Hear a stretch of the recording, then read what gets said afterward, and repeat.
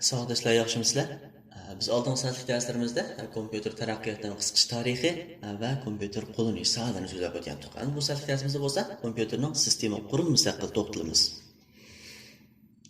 Endi kompyuterning sistema qurilmasi deganimizda, kompyuter qattiq detal sistemasi va yumshoq detal sistemasidan iborat mana ikki cho'ng bo'lakdan tarkib topgan. Endi bu ikki cho'ng bo'lakmi? Mana turlarga bo'linadi. Bu ikki cho'ng bo'lakni avval bir tushunib o'tsak, qattiq detal sistemasi, ya'ni qattiq detal sistemasi kompyuterning ko'z bilan ko'rgili, qo'l bilan tutilib bo'lgan fizikalik qismlari qattiq detal sistemasi deb ataladi. Ko'z bilan ko'rgili, qo'l bilan tutilib bo'lgan fizikalik qismlari. Endi yumshoq detal sistemasiga qaraydigan bo'lsak, yumshoq detal sistemasi kompyuterning ko'z bilan ko'rgil bo'lmaydigan, qo'l bilan tutquli bo'lmaydigan, ammo kompyuterning iqtidorini joriy qildirishda kam bo'lsa bo'lmaydigan logikalik yumshoq detal, logikalik qismi yumshoq detal sistemasi deb ataladi. Endi bu yerda qattiq detal sistemasidan ko'z bilan ko'rgili, qo'l bilan tutquli bo'ladi. Yumshoq detal sistemasidan ko'z bilan ko'rgili, qo'l bilan tutquli bo'lmaydigan qismi. Endi bu biz bu yerda so'zlayotgan yumshoq detal sistemasi dal qattiq detal sistemasining yordamida ijro bo'lgan sistema. Endi bu yerda ham tushunib bo'lsak, kompyuterning qattiq detal sistemasi. Buning qaysilar kirdi? Kompyuterning qattiq detal sistemasiga birinchi bo'lib kiradigan hisoblag'ich, ya'ni yunusvanchi. Endi bu yerda kompyuterning qattiq detal sistemasiga varliqlar bor. Endi bu kompyuter qattiq detal sistemasi va yumshoq detal sistemasidan iborat ikki xil sistemadan tarkib topgan. Buning ichidagi qattiq detallarga kiradigan uskunlar, ya'ni qattiq detallar, qattiq detal sistemasiga tabi bo'lgan qattiq detallarni ko'rib o'tamiz. Ya'ni birinchisi qaraydigan bo'lsak, hisoblag'ich, yunusvanchi. Yana buning roli bo'lsa, kompyuterdagi matematikalik hisoblash ilib boradigan zapchas. Endi qaraydigan bo'lsak, yana kontrollag'ich, konjekchi.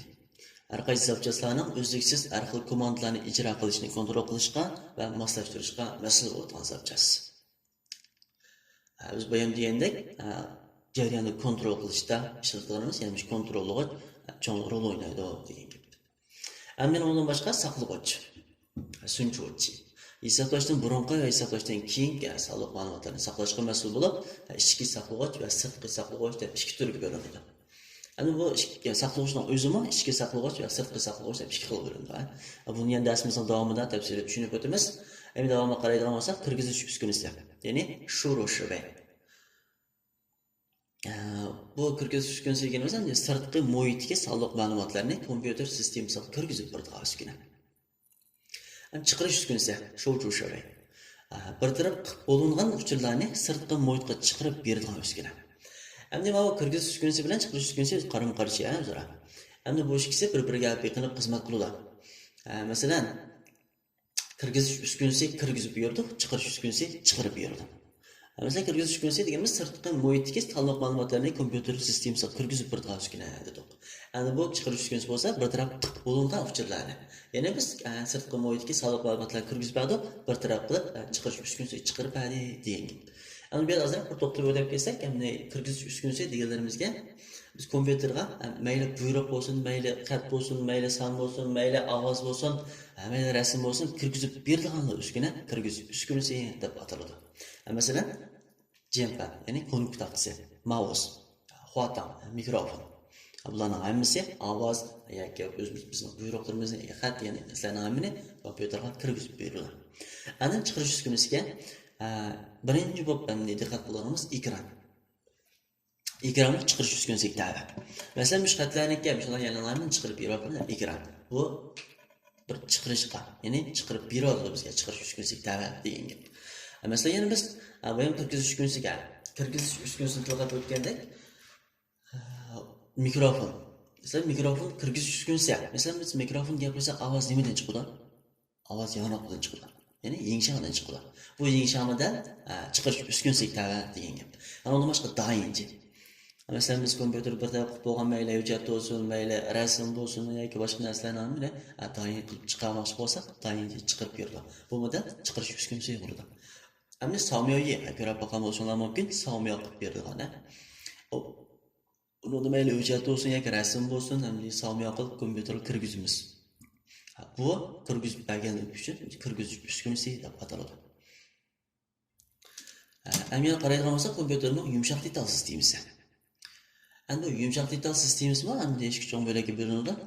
Ya'ni sistem yumshoq detali va qo'llanishcha yumshoq detal. Endi bu yergi sistem yumshoq detali kompyuterga boshqa yumshoq detallar uchun mulozimat qilgan yumshoq detal. Yana bu yergi boshqa yumshoq detallar deganimiz dal o'sha yerga qo'llanishcha yumshoq detalni ko'rsatadi. Endi qo'llanishcha yumshoq detal bo'lsa, ishlatuvchining amaliy ehtiyojini amalga oshirish uchun mulozimat qilgan yumshoq detal. Masalan, sistem yumshoq detali deganimiz biz dal so'zlayotgan, ya'ni darsimizda ichida o'tgan Windows 10 mashg'ulot sistemasi.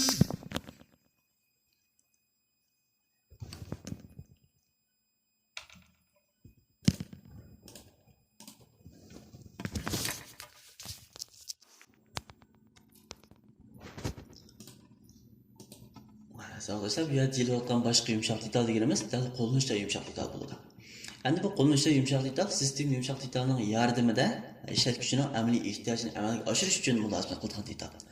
Yana shu sistem yumshoq detali deganimiz biz bayon so'zlab darsimizning boshida degandek Windows 10 mashg'ulot sistemasi.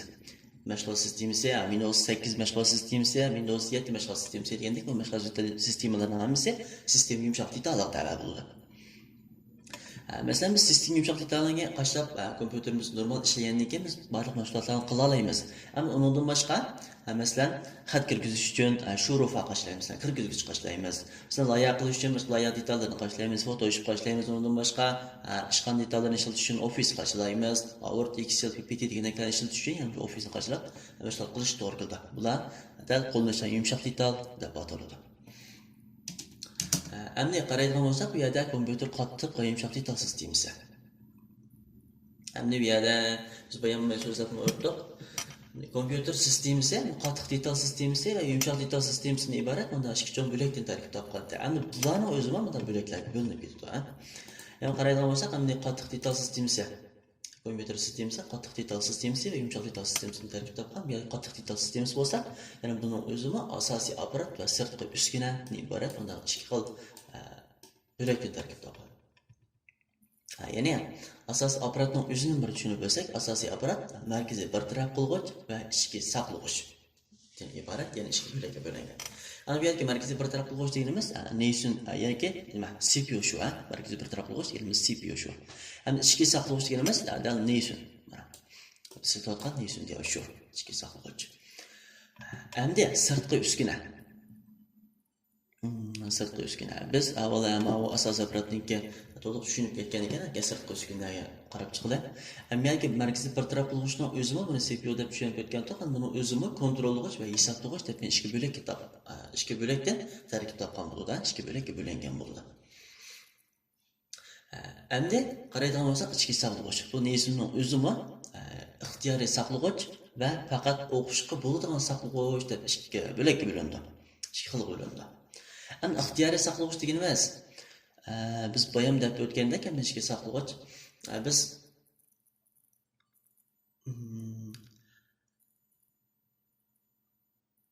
bartaraf qilinishdan burunqi yoki bartaraf qilinishdan keyingi sonliq ma'lumotlarni saqlashga mas'ul bo'lgan saqlag'ich bu ixtiyoriy saqlag'ich bo'ldi.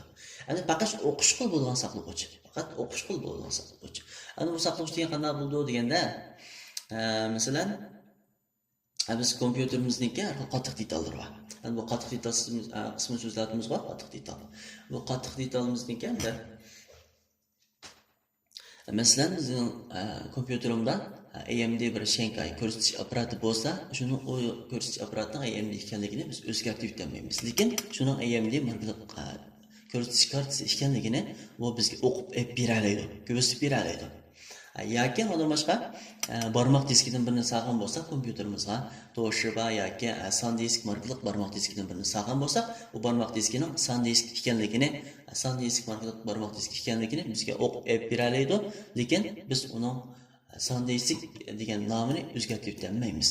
Bu dal faqat o'qishga bo'ladigan saqlag'ich deb hisoblanadi. Endi undan boshqa ham qaraydigan bo'lsak, sirtqi uskuna. Bu yerda qattiq detalga qismi yanılama, qattiq detal qismidagi sirtqi uskuna asosiy apparatni tushunib bo'ldik. Ham sirtqi uskuna qaraydigan bo'lsak, kirgizish uskunasi. Kirgizish uskunasi. Sirtqi uskuna, kirgizish uskunasi. Endi chiqarish uskunasi va sirtqi saqlag'ich. Hani bir kirgizish tushkunsa, chiqarish tushkunsa deganlarni boyadan biror tushunib o'tgan. Hani bir kirgizish tushkunsa nimalar tava bo'ldi, chiqarish tushkunsa nimalar tava bo'ldi deganda endi biror tushunib o'tdik. Endi uni kompyuter ishlayotgan zavdoshlar cho'qim bilib ketalaysizlar.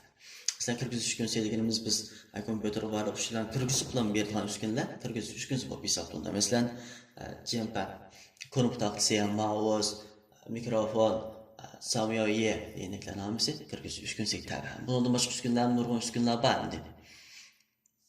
Chiqarish tushkunsa qaraydigan bo'lsak, ekran. Ekran, yingshan, ya'ni ovoz yanratqi. Ekran ovoz yanratqi, doiji deganlarning hammasi bu chiqarish tushkunsa tava bo'ldi. Endi sirtqi saqlag'ich. Biz bu yerda ichki saqlag'ich deb o'rganib o'tgan. Endi bu yerga sirtqi saqlag'ich. Bu sirtqi saqlag'ich deganimiz biz kompyuterga sirtdan ulab ishlatayotgan qattiq diska, barmoq diska, TF karta deganlarning hammasi sirtqi saqlag'ich bo'lib hisoblanadi. Ama sirtqi saqlag'ichdagi barliq qushlarni biz o'zgartirib yuta olamiz yoki boshqa qayta tayyorlab bir taraf qila olamiz degan gap. Endi yana qaraydigan bo'lsak, kompyuter sistemasiga biz qattiq detal sistemasini o'rganib bo'ldik. Endi qaraydigan bo'lsak, yumshoq detal sistemasi. Endi yoki yumshoq detal sistemasi va sistem yumshoq detali, amli qo'llanishda yumshoq detal deb ikki xil bo'linadi. Biz bayon so'zlab o'tdik. Sistem yumshoq detali amli qo'llanishda yumshoq detalning xizmat qilishi uchun xizmat qiladi. Ya'ni amli qo'llanishda yumshoq detal bo'lsa, ishlatuvchining ehtiyojini amalga oshirish uchun xizmat qiladi. Ya'ni sistem yumshoq detalning yordamida. Ammo sistem yumshoq detalda qattiq detal sistemasining yordamida xizmat qiladi. Shularni tafsilga tushunib olsanglar bo'ladi. Bu soat dersimiz bir oxirlashdi.